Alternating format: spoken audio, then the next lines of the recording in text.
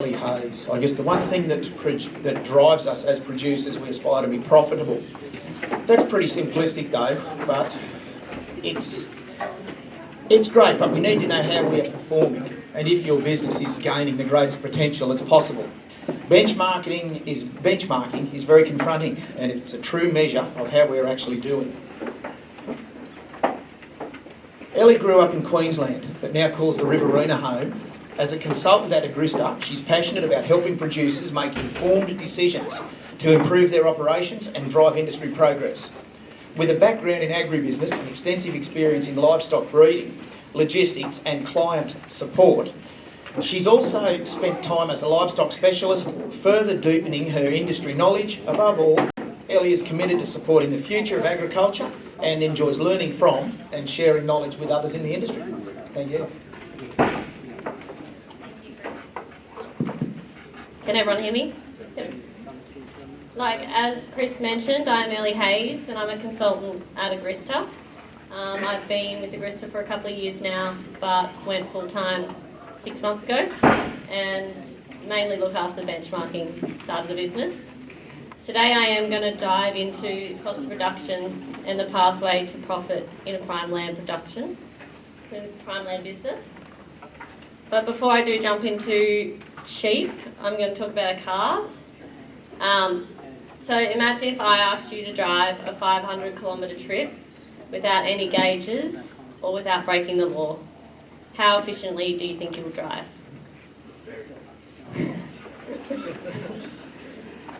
So in that, like each dial on a car's dashboard indicates different aspects of the car performance.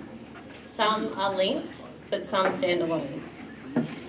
For example, the speedo tells you your speed, but then that data feeds into your trip computer, which then gives you an average speed or tells you how much distance you've travelled.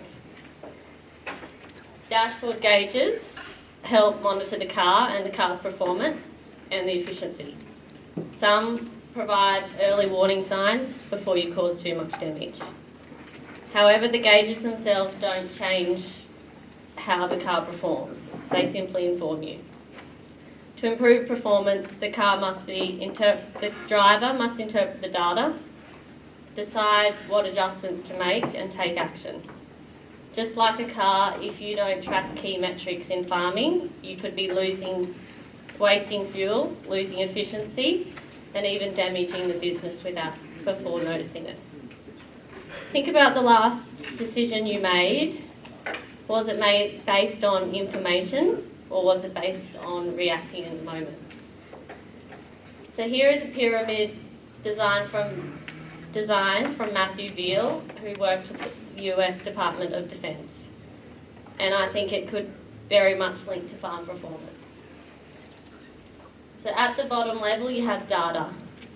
This is things like your paddock history, livestock numbers, sales records. These numbers really don't tell us much, but they're all individual data points in different areas of your office or house. As we move up the pyramid, we have information. So information, this is when you organise and structure the data that you've collected. We start recognising trends, for example, the weaning weights across the different seasons, compare the pasture across the paddocks. This turns the data into useful information. And then with them, we go up to knowledge. So knowledge, this is where we interpret the data and draw insights. Instead of just knowing your weaning numbers or weaning percentage and weights, we then can analyse it. It's more like perhaps it's due to your nutrition, genetics, or your pasture management. We might discover that a certain size consistently produce better producing lambs. And then right at the top of the scale is wisdom. So wisdom, we use experience and judgment to make proactive decisions. With wisdom, we don't just react to the poor growth rates, but we anticipate the feed shortages and adjust stocking rates before performance drops. We use historical trends to plan mating strategies, optimise weaning times and improve lamb turn-offs rates in the way that maximises profitability. When we operate at the bottom of the pyramid, we are making reactionary decisions. As we move up the pyramid, we shift towards anticipatory decisions. This is things like identifying the risks early and setting up systems for long-term success. So who here knows how to calculate their cost of production? It's a few of us. Well, for those of you who don't know, I'll touch base on that today and then I'll refresh anyone that does. So cost of production is calculated by dividing the operating costs, which is your enterprise costs and your overhead costs according to that enterprise. And then we divide it by the kilos produced, which will get our cost of production. So cost of production is a key efficiency metric that helps producers move beyond just focusing on minimising costs or maximising total production. Instead, it ensures an optimal balance between the two, also aligning with your target market. Cost of production has a direct impact on profitability. A lower cost of production without compromising on production, which is important, leads to a higher margins per kilogram sold. The biggest impact on cost of production is from selecting a system that suits your resources, climate and market demands. Sorting that out first is very important. Then, after you've chosen your system, efficiency improves. Improvements matter, such as genetics, nutrition, pasture management, things like animal health can help optimise your cost reduction. When calculating cost of production, it is important that we do not include your capital expenditure or finance costs, as it's a measure that focuses on operational performance. So when times are tough, the difference between being efficient versus being effective becomes crucial. Efficiency is about doing the right things. Things right. Effectiveness is about doing the right things. As explained earlier, you must choose the right production system that aligns with your market demands, your environmental conditions and resource availability. And then once you've worked that out, you focus on the cost-effective production gains such as optimising feed, labour and genetics. Let's jump into a couple of scenarios. So these are two different prime lamb systems.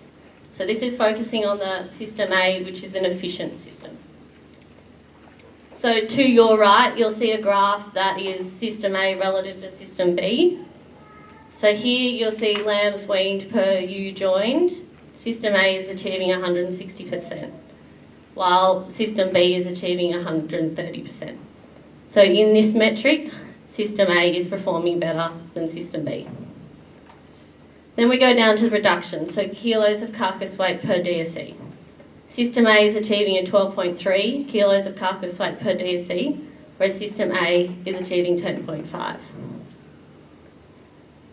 With looking at these metrics, the operating profit dollar per DSE, system A is achieving a higher one than system A is achieving higher than system B. So these are things being done right, but are they the right things?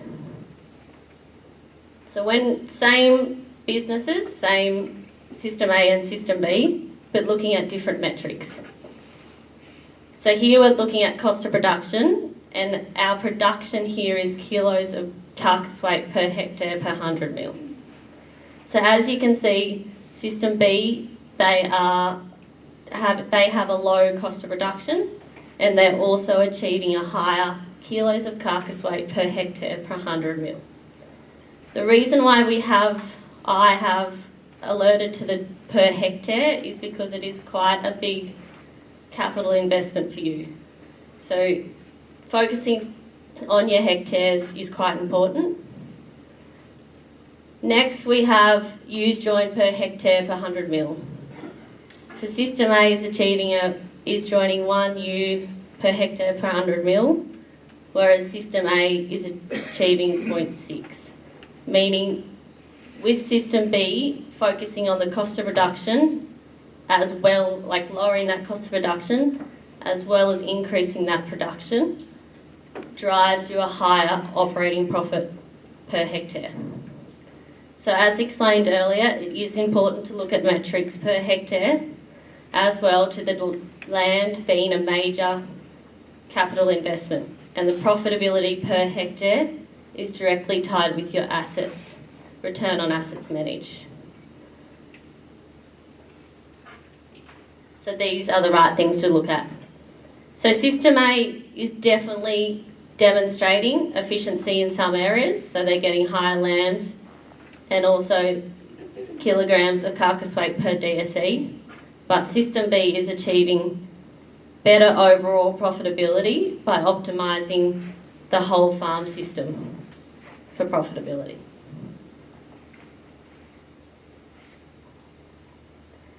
So if you want to keep your cost of production, what a good target is being under $5 per kilo of carcass weight.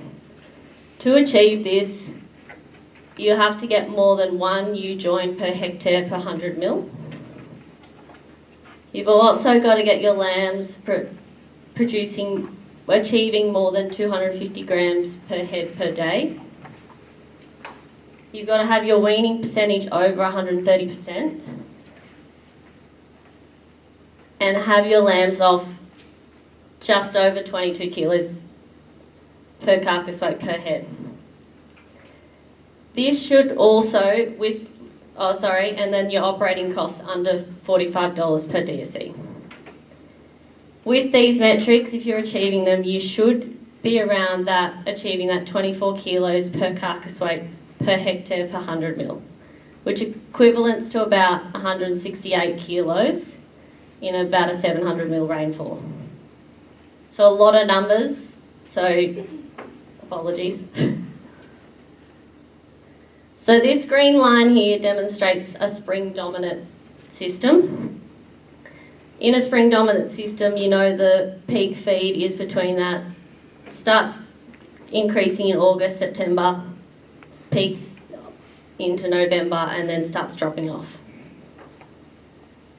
With this in mind, so it is important for you guys to work out your feed system. If this is not the feed demand for your area, feel free to change it, but this is for a spring dominant system.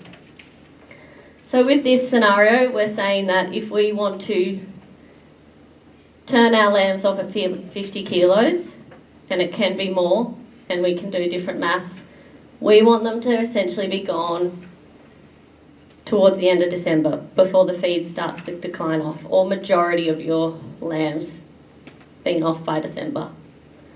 With that in mind, if you backtrack, we put our lambing about first week of July.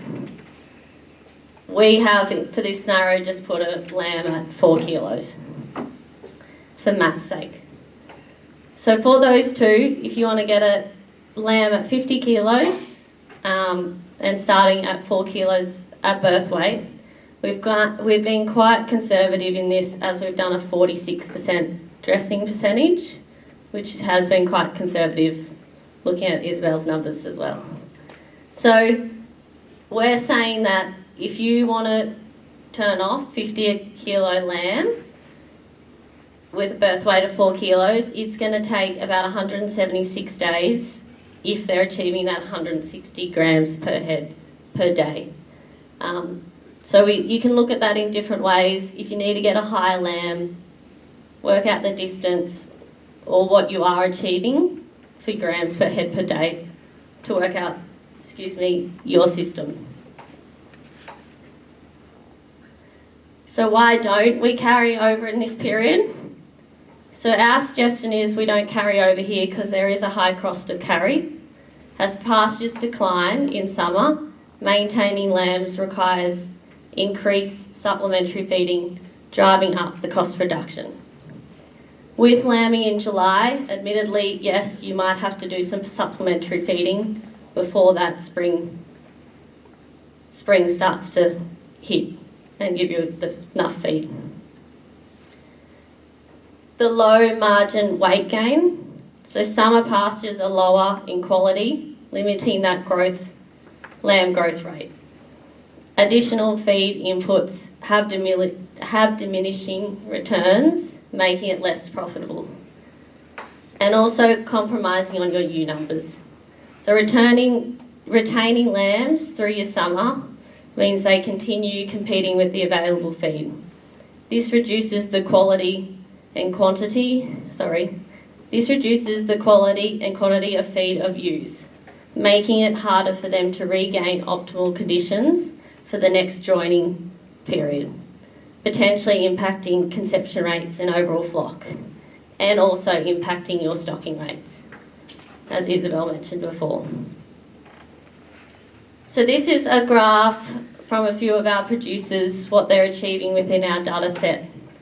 So it's showing that between November and January, you're achieving that 300 to 400 grams per head per day. Once you get into March to June, you can see that the average daily gain is significantly dropping. So also Isabel mentioned with lamb survivability.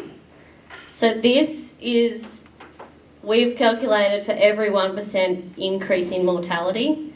This mortality is due to your whole flock though. It's not just to do with lambs. So anyone have an idea what the change in profit per DSC would be with one increase of mortality?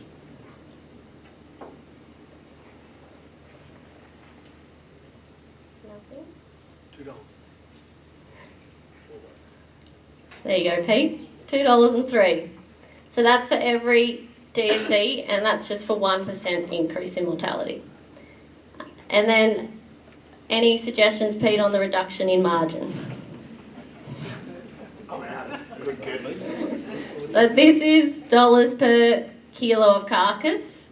So the reduction from just 1% of increase in mortality is 20 cents. So if we were to convert this or change this into profit per 1,000 ewes, it has a reduction of $5,075 per 1,000 ewes joined. So if you, for argument's sake, for the maths, so 10,000 ewes, you'll lose $50,000 just by losing 1% of immortality. Sorry, was there a question? Is that ewes or lambs? So that's just your mortality of your whole flock. Whole flock. Okay.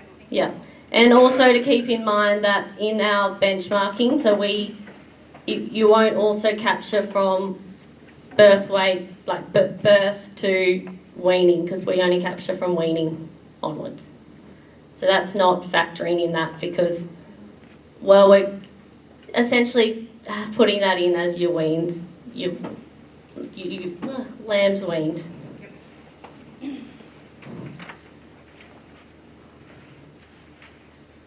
So thanks for the image, Isabel. But the key messages from today is turning information into insights puts you in control. If you don't know your cost of reduction, now is a good time to start the journey of knowing your numbers. So now I am curious to hear from the prime lamb producers or other producers in the room. Getting your lambs off before December is an easy target, as we've known from our benchmarking database. What challenges are you facing in turning off lambs as quickly as possible?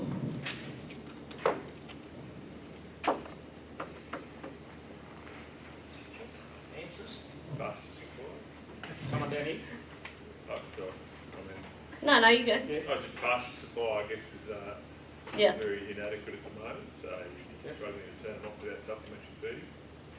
Yeah, so it's probably not a great backing off a bad season, this conversation, but yeah, definitely. Any So others? is there anyone here achieving that, and what strategies have you put in place?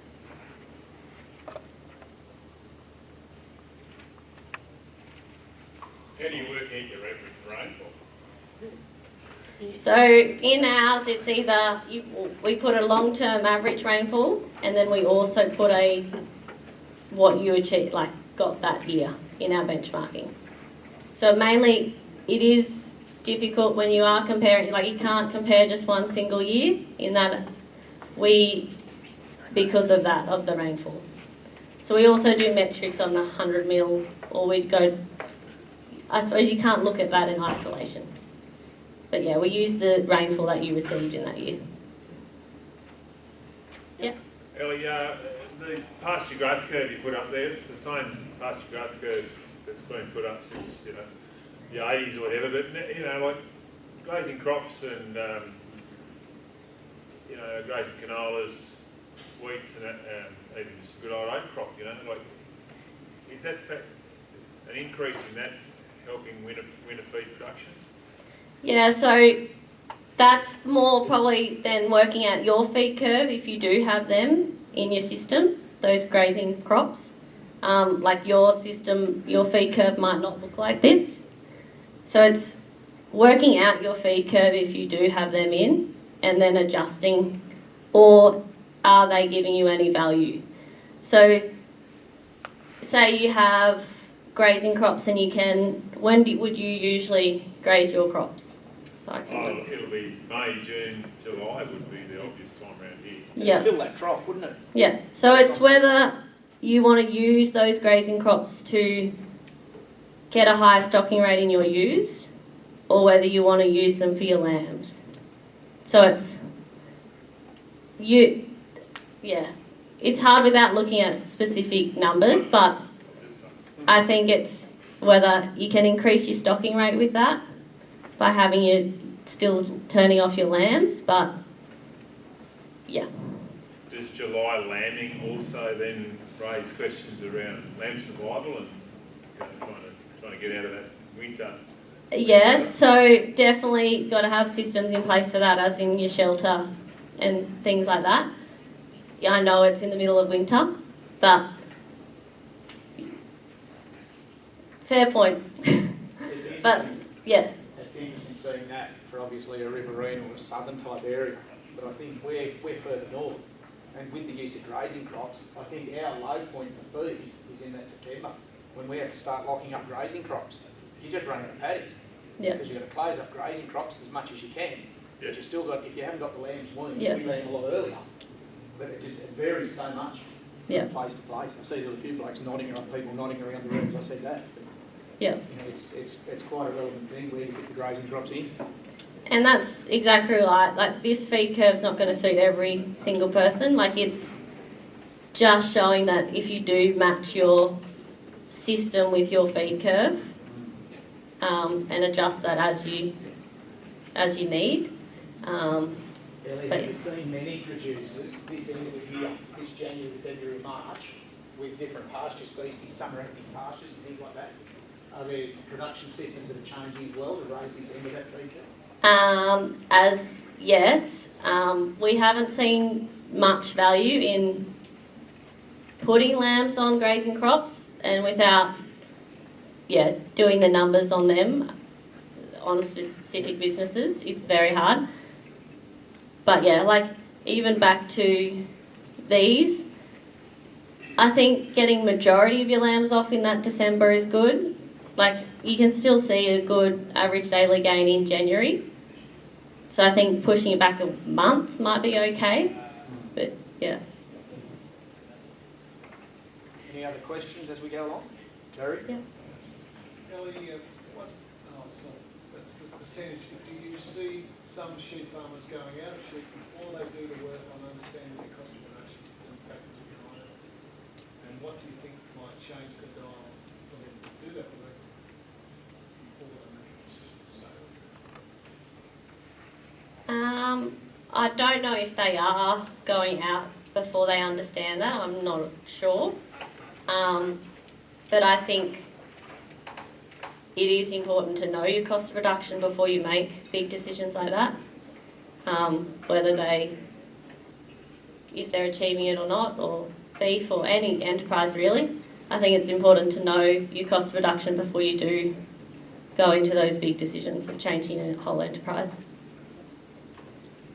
Sorry, Ellie, again, just can you give us a snapshot, I guess, of what are some of the bigger costs of production that, producers may sort of go, oh, shearing's expensive, or, gee, that drench is expensive, but what's the split, kind of, how does it work out, really, when you genuinely work out your cost of production?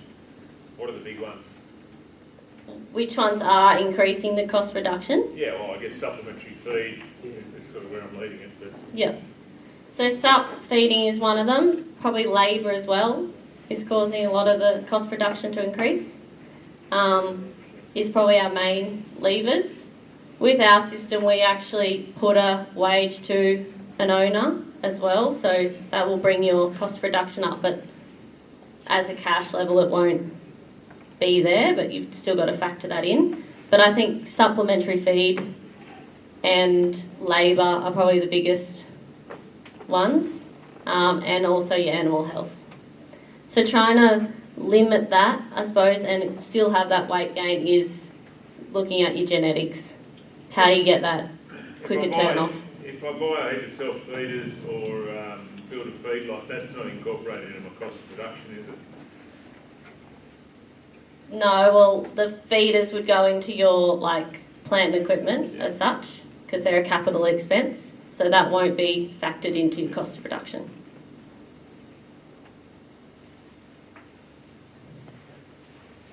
All good? All good. Any further questions? I think the dollars thing's something everyone has to look at. Yes.